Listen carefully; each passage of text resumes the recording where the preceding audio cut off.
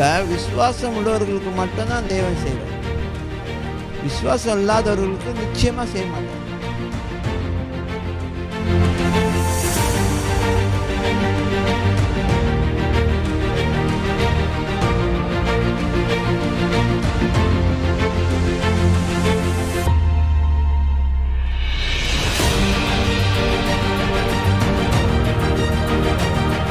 Hello.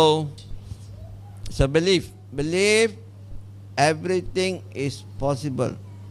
நம்முடைய குறிக்கோள் என்ன? நம்ம என்ன பேசிட்டு இருக்கோம்? நம்ம சிஎல்சி ராயல் ஃபேமிலியில் இருக்கக்கூடியவர்கள் வியாதி இல்லாதவர்களாக வாழக்கூடிய ஒரு வாழ்க்கைக்கு நம்ம வரணும்.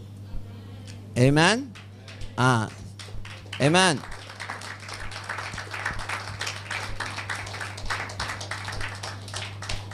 எது ஒரு காரியம் உங்கள்கிட்ட நீங்கள் கண்டுபிடிக்கிறீங்க, உங்கள் சுகரோ உங்களோட ப்ரெஷரோ இல்லை வேறு எதுவும் ஒரு காரியம்னா முதலாவது பதறாதீங்க.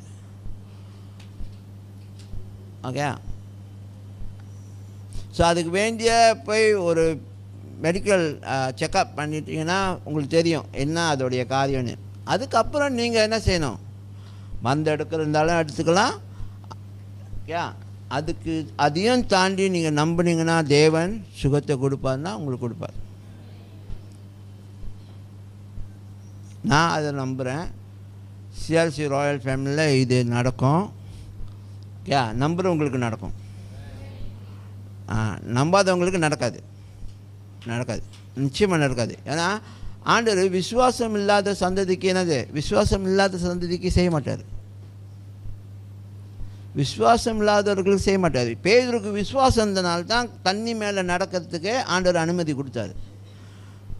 மற்ற 11 பேர் என்ன பண்ணானுங்க? வேடிக்கை பார்த்தாங்க.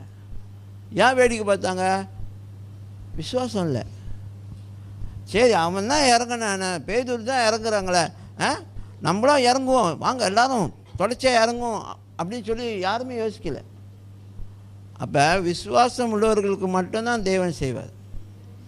விசுவாசம் இல்லாதவர்களுக்கு நிச்சயமாக செய்ய மாட்டார். நீங்கள் சொல்லாதீங்க ஆண்டவர் பரிதாபப்பட்டு இல்லை இறக்கப்பட்டுனாச்சு சார். நோ. விசுவாசம் இல்லாத இடத்துல தேவன் செயல்படவே முடியாது.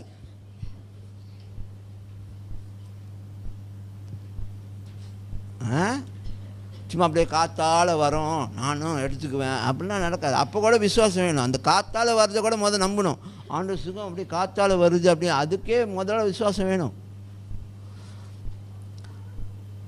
Amen. So believe.